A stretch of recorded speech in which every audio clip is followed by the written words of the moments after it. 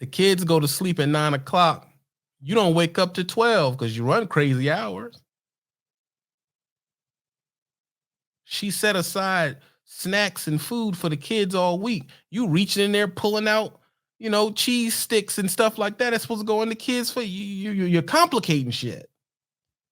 And after a while, your old lady say, "God damn, when are you going back on the road?" She don't know she hurt your feelings, do she? Your feelings are hurt. Everything I do for this family is been like, you start feeling some type of way.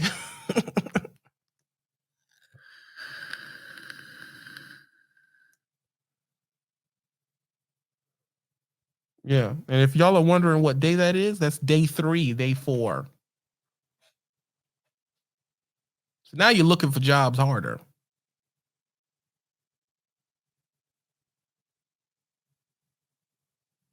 You're looking for jobs harder.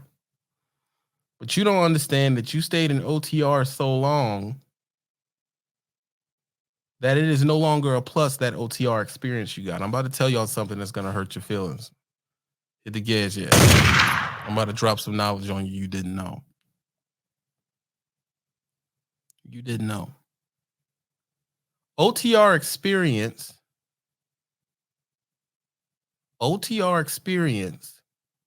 helps you up to about 3 years. After that 3 years, the hiring supervisor looks at that as counterproductive time. It's not counting for you. Y'all don't believe me. About 2 to 3 years, it's a good thing. When you start getting into the 5s and the 6s and the 7s, it don't count for you no more.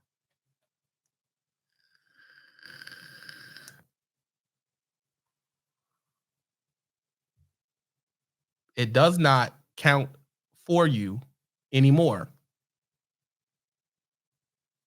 I'll wait for y'all to understand what I'm saying and respond to it.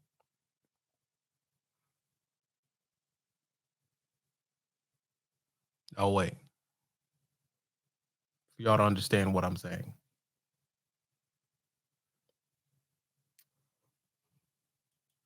Divorce time don't fit the house.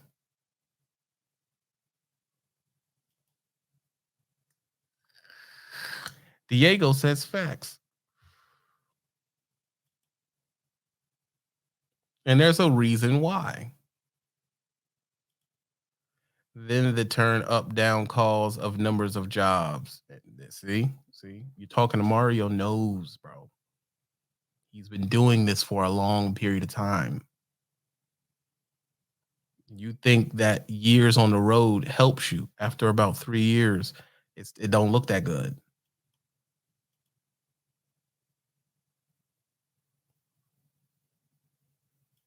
It don't look that good.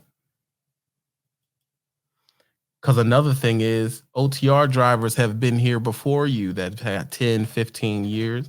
And guess what? A 10, 15-year OTR driver, guess what he is to the supervisor at the local job? I'll wait for someone to say it. You've been driving OTR 10, 15 years. What are you to your supervisor? Cody, top of the Cash App, tell me.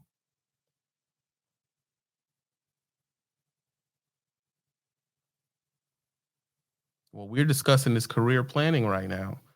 I'm really about to help a lot of y'all off. Look at that. Look at that. Look at this. Look at this shit. Nero. A problem. Dave the Trucker. Pain in the ass. That's right on the mark. MC. Untrainable. Dave the Trucker. He knows too much. Mario. A know-it-all. You see that? A know-it-all. J Beam 2. Trouble.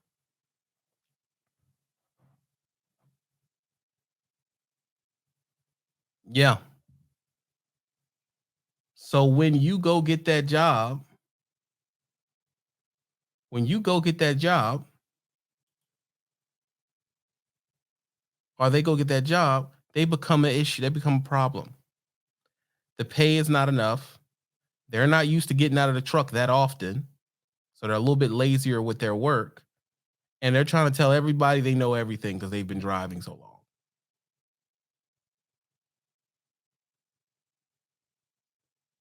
And you believe going home means more relaxation. I will say this again, as I said it before.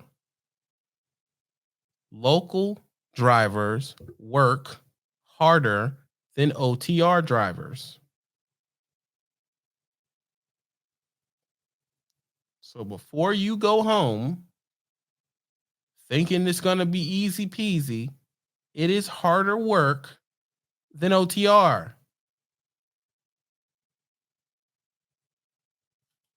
Look at Dirty Bro. It's so hard for me to train experienced drivers. There it is right there. King D Raj says OTR for life, baby. He's stuck. He's stuck in the fight. He don't know how to get out. Phil says big facts. Bean says they want to do things their way, not the way of the company.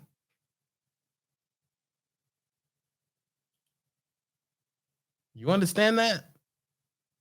So I know you thinking, oh, all the experience I got, I should be able to just slide. No, that's not true, bro. You're not just going to slide in.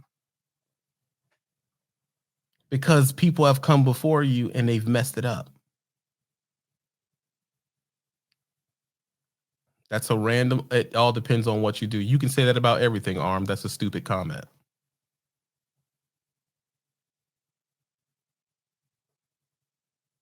And even if you were to take that job, you don't want to retrain. You don't want to go back and get your hazmat. I know this because I've been through it. I don't want to drive hazmat, but listen, either I'm gonna like being at the farms 4:00 in the morning, or I'm gonna have to get my hazmat, bro. I'm willing to tell y'all that. You're gonna have to. At this point in our career, at this point in this industry, that's the last of the Mohicans soon. The companies at home feel if you don't have a hazmat, you're nothing. That's truly what they think. That's truly what they think. If you do not have a hazmat, you are nothing. I've seen them say 19, 18, $21 an hour.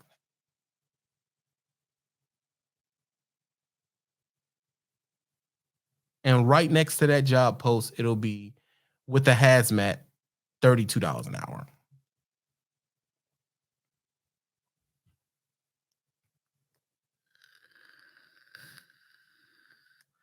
Am I giving up too much game, Dirty Broke? Should I shut up? I'm gonna be quiet. I'm talking too much. I need to stop. We gonna keep going? Are we gonna keep going, y'all? Only 3 people hit the cash app. I don't know if I'm gonna keep going. I'm dropping way too much game today.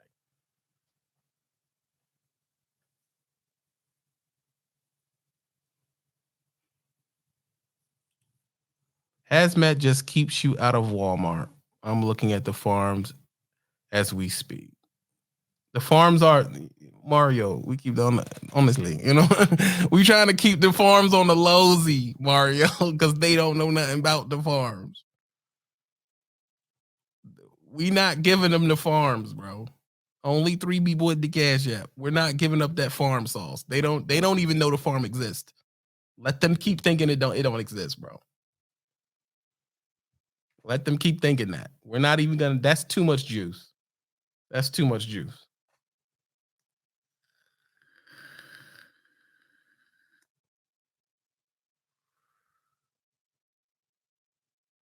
It doesn't matter what you've done before. Eventually, the average driver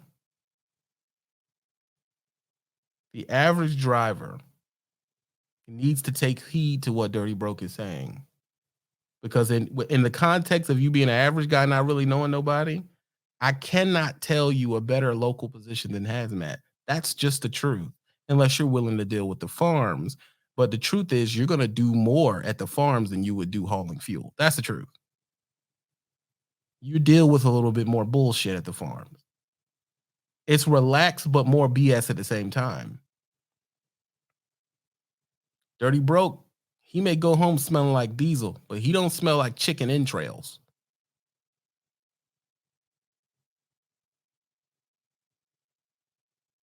You understand that? He don't smell like chicken entrails, just chicken butt cheeks all day. He don't smell like that.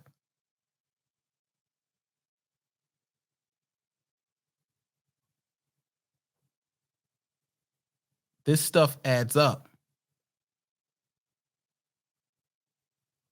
Also, when you get over to the hazmat and the dirty broke stuff, his truck's in a better condition than the farms. He's getting top of the line equipment. You're not gonna get top of the line equipment in the backwoods. And here's another place that screw a lot of y'all. When you go to the farms, you gotta have a manual. These hillbilly companies out here, they're not jumping on the automatic train that quick. You don't got a manual, they're not gonna hire you.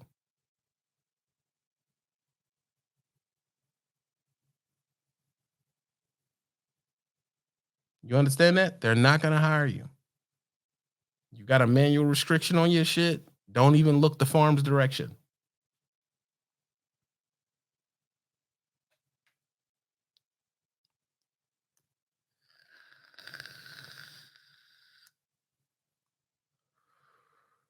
Don't even look the farm's direction.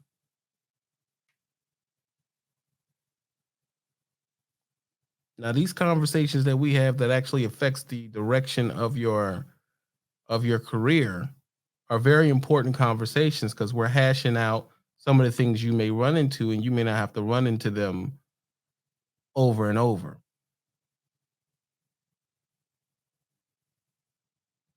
But what I will say is that this is the type of stuff that I usually would talk to people one on one with, but I'm just gonna give y'all some sauce right here. I'm not gonna be on here too much longer. Like I said, only three people at the Cash App, so this isn't a lucrative conversation for me at all. So I'm not gonna keep having it. But what I will say is this: if you expect to have an easy transition, be you're sadly mistaken.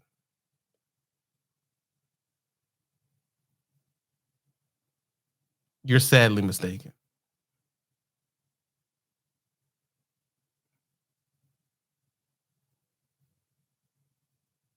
It is not as simple as you think it is. You're gonna have to retrain in some things. You're gonna have to be uncomfortable. You're gonna have to learn new principles. You're gonna have to get out of the truck more. You're gonna have to learn something to do on the back of the truck. All this just bumping the dock and forget about it. That shit not gonna work. Let's be real. The jobs that you do locally at the crib that you just bump a dock and get on your phone, they don't pay shit. They pay nothing, bro. All I do is pick the trailer up and take it over here and back it into the door, and I sit there for an hour. Then I take that empty over here and I take it back at the door. That job don't pay a damn thing. I hate to bust your bubble. It don't.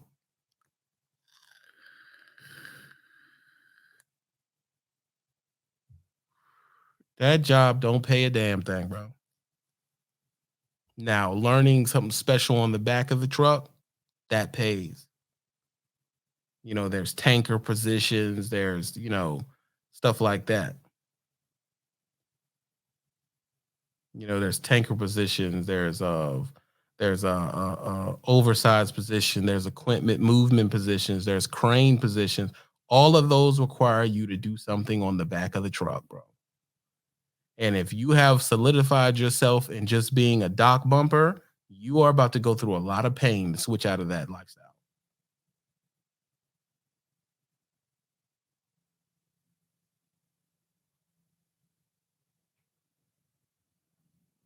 You understand? You're gonna about to go through a lot of pain.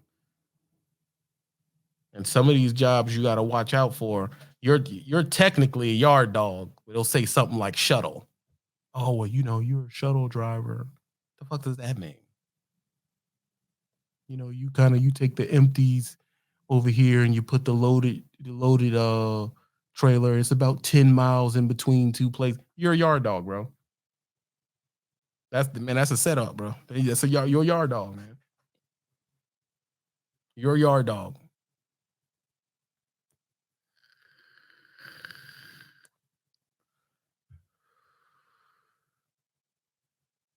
You're a yard dog, and when you're a yard dog, you're you're attaching to 15, 25, 30 trucks a night. That joint is brutal, bro.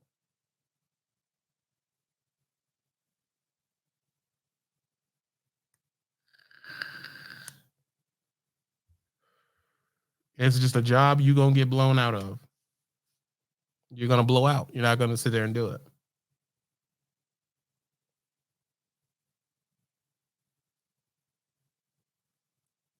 80 people in Rumble, 150 in YouTube, all hit the like button at the same time. Appreciate the love. We got a lot of people in here right now.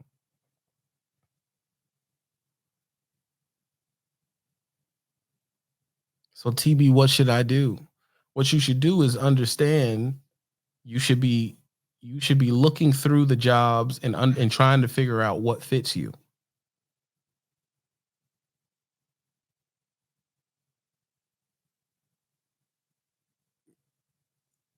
You should be trying to figure out what fits you, what you're willing to do.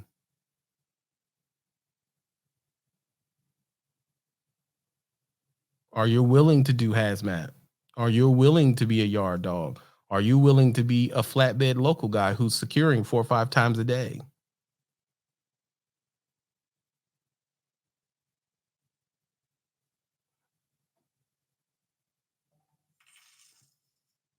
AJ Frazier. Is that the AJ I think it is?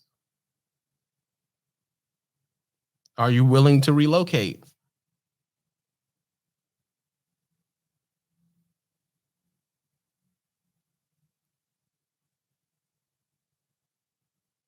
These are the questions you're going to have to answer yourself, man. Because you think it's not going to be a culture shock. It's going to be a culture shock. Because there's two things it's going to do. You're going to go home and you're going to grit under it, and you're going to learn it, or you're going to run back to OTR, which is what 90% of people do. They run back to OTR. Because they realize, man, I had a good OTR. I had to do nothing.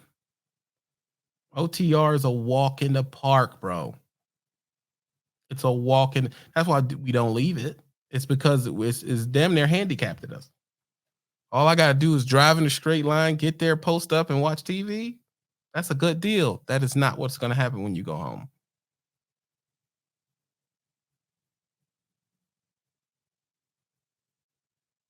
That's not going to happen when you go. So you can push past it. Do your 10 years. You've been on the road 10 years. Your health is not the best anymore. It's trashed. We don't know if you kept up with your dentist appointments, which 80% of us don't. You didn't keep up with your teeth cleanings. You hear me? You didn't keep up with none of that shit. You didn't keep up with your cardio. I didn't. That's a lot of the pain I'm going through now. I'm going through basic rehab at this point. Man, the first time, oh my God. First time running the rule, I'm going home, I do a gym session. And I get in this little gym class. And I say I'm trying to get back into shape. In this class, you do like push-ups and then you do another move and turn this direction and do that and do this and that. It's like I guess you can call it aerobics type class. And I'm thinking this ain't nothing to me, Jack. This is gonna be easy, baby. That's what I'm thinking. This ain't hard. This is not hard. I can do this. Dude. Oh my God. I was dying in that class, bro. And that's when it hit me how unhealthy I became. Do you understand? I am dying in this class, dude. You're on the ground, you do the push up, you turn this way, do this. The sweat is pouring off of my face. I'm trying to hold myself up and I'm shaking. Like, dude, I'm destroyed, bro. Like, I'm dying in this class to the point where it worries you. It's like, damn, I didn't think I was that bad, bro. I'm stopping in the middle and just sitting there and breathing like, I'm a little better now, but when I first started doing the class, Like right out of the truck. My God, bro. Like it'll humble you, man. It'll humble you really quickly. Shirt drenched with sweat, barely got anything done, but my body's acting like I ran a marathon, dog. Like it's bad, dog. Like a lot of y'all haven't tried yet, so you don't know how bad it is. You don't know how bad it is. You ain't tried to do them burpees, do them prison joints where you jump up, go back down, do the push up, then jump up, go back down, do the push up. Dude, I could do like when I first got out, I could do like three of them joints. I was destroyed. Like my body was utterly destroyed. The stretching portion of I had no mobility. Can't reach my toes anymore. I used to be able to go all the way down and reach my toes and all that type of stuff and grab my feet, and can't do none of that no more. I can get about that close to my toes, and it's like I don't have that. I don't have that mobility anymore. I don't have that elasticity. I don't have it. Truck and took it. It's gone. Get rid of it. It's gone. You're never gonna get it again.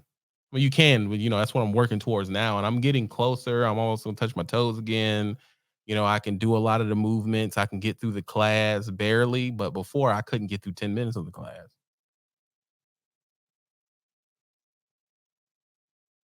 And you think, oh man, that's a big deal. That's a big deal because Dirty Broke's older than you, and he can swamp you in that aerobics class because he's been able to keep his mobility. It's not a game, man. It's not a game, and you're trying to go through, or you get on that elliptical, or you get on that bike, and you're dying, dude. You're dying on that bike, bro. On that elliptical, you're trying to do this. I mean, in the beginning, it seems easy. It seems easy. This ain't hard, man. Let 15 minutes go by, bro. You feel like you're dying on that thing, bro. You feel like you're dying. And then you start realizing the collateral damage of what your job is. Now you don't think, oh, I kind of got to get out of OTR. You got to get out of OTR. Now you know it for a fact. You know it for a fact, man. And you're like, oh my God, like, dude, I'm worse off than I thought. Let me tell you, them honey buns and them greasy spoon visits and them fries and tater tots, that shit catches up with you, bro. Them burpees are no joke, Risky 33. Them honey buns, them large coffees, them sodas in your pilot cup, the sitting around on the going into Denny's, getting a meal, going back and laying on it for years at a time, the 3 a.m. waffle stuff, like Phil said, that shit catches up.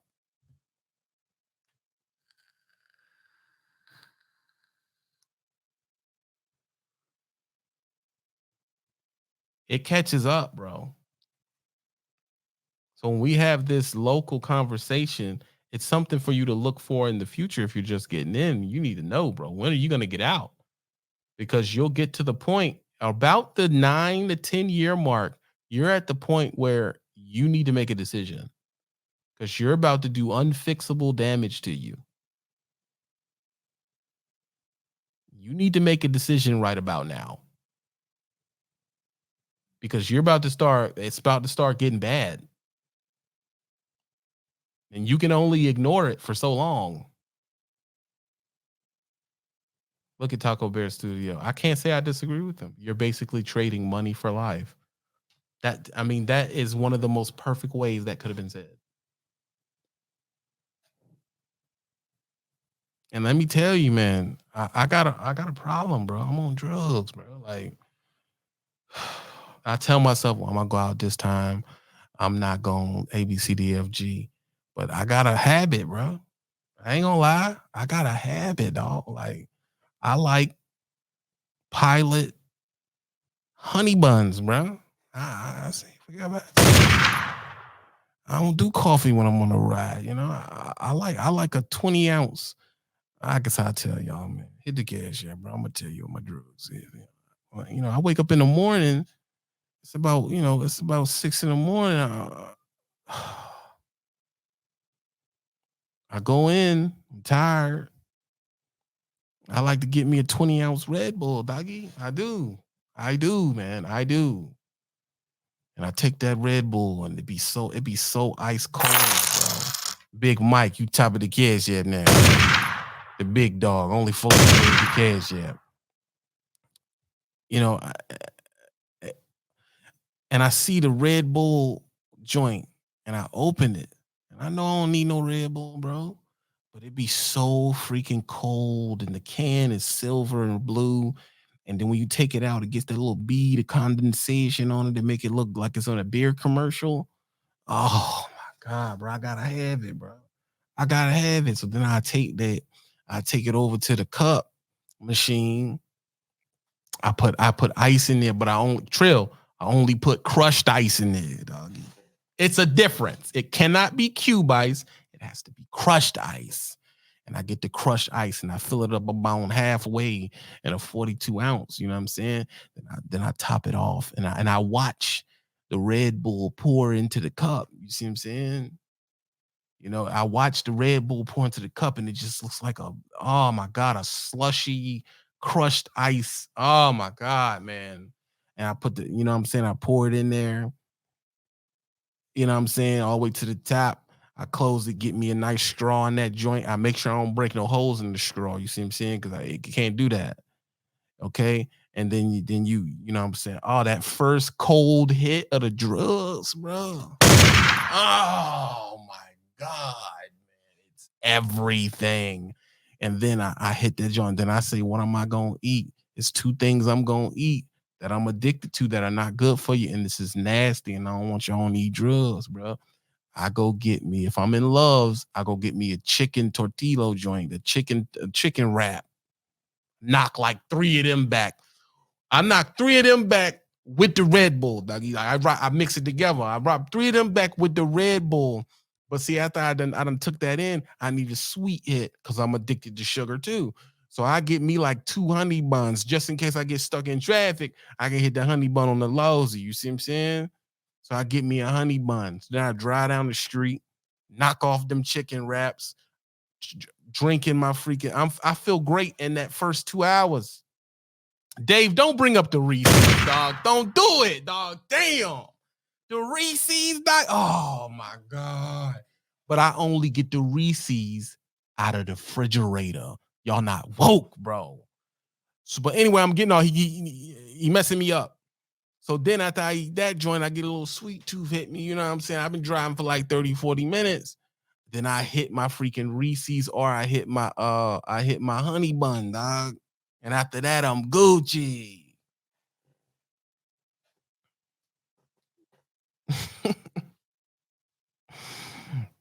Oh my God. I want one now. I've just talked myself in. I'm about to literally I'm about to go get one now. A cold red Beezy? Oh my God, bro.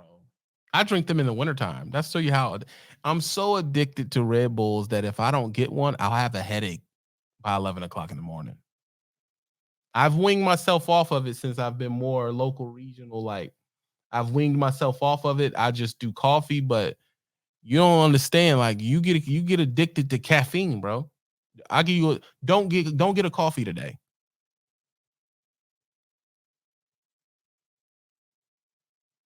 Don't get a coffee today. Just go through your whole day with no coffee. You have a headache by 11 o'clock.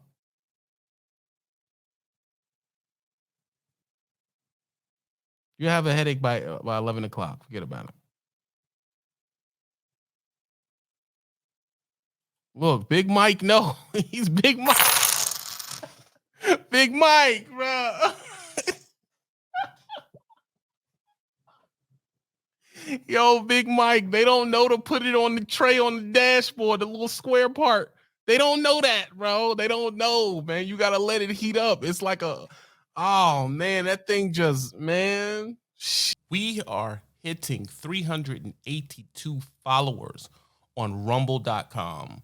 We started at nothing. Now we're at 382. I appreciate everybody that came over to rumble.com, man. I really do. Over there, you get 100% notifications. And I thank you for coming over and supporting it. On YouTube, they don't really support our type of conversation that truckers have. We're a little bit too crass, we're a little bit too rough, and they don't think it's good for the platform. So we have to go to a platform that promotes freedom of speech, and that is rumble.com. My name over there is TB Uncut. I also will always put a link down at the bottom. We're up to 382. I hope you come over, download the app onto your phone. It's a great experience. Be happy, and if you're new to the channel, please sub. We're out.